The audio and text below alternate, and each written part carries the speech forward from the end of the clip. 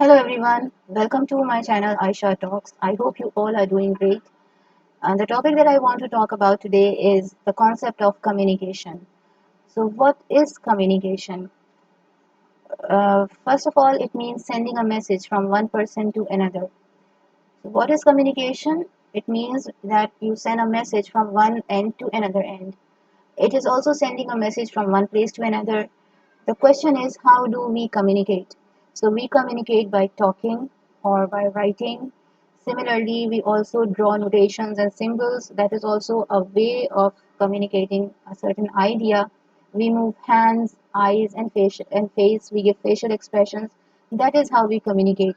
Please remember that it is a beautiful combination of verbal with non-verbal communication that together will formulate your entire message. So, if you want to communicate successfully, you need to seek help from both ends, verbal and non-verbal, so that your communication is successful.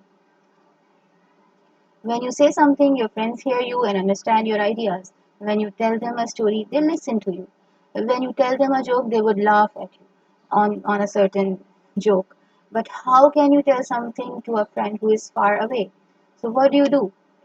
For instance, if your friend is living um, in some other continent or in some other on some other different region, so what would you do? One way is just to go to the place where your friend is. However, that is not always possible.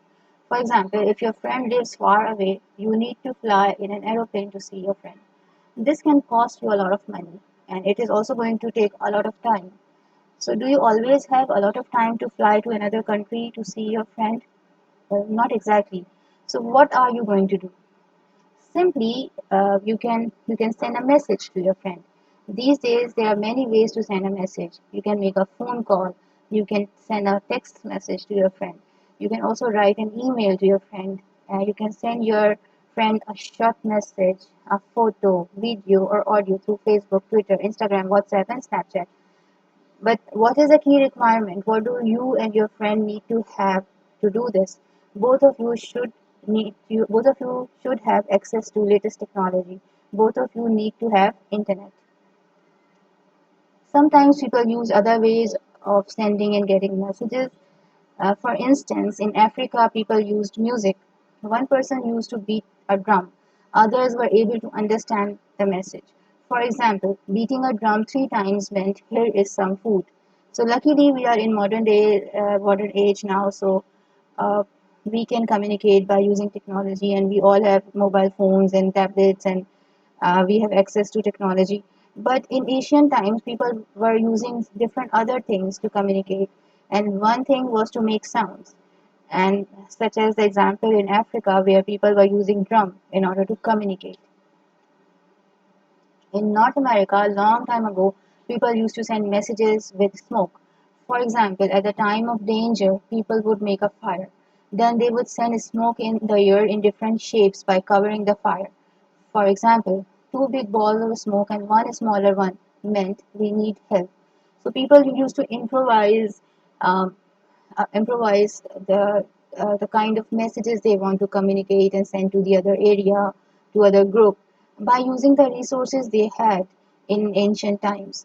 So that's how people were communicating earlier. So smoke and drum messages meant only a short way. These days, with the help of new technology, we can send messages anywhere in the world much faster and easier than before. So let me know if you are more comfortable in sending a text message, or do you like to make a phone call to your friends? What communication channel is your favorite, and how do you communicate more often, and which one is your favorite way? If, for example, you like to stay on Instagram more, or do you prefer Facebook? So you have to tell me your choices in the comment section. And if you have liked this video, give me a thumbs up and subscribe to my channel. Thank you very much. Thank you.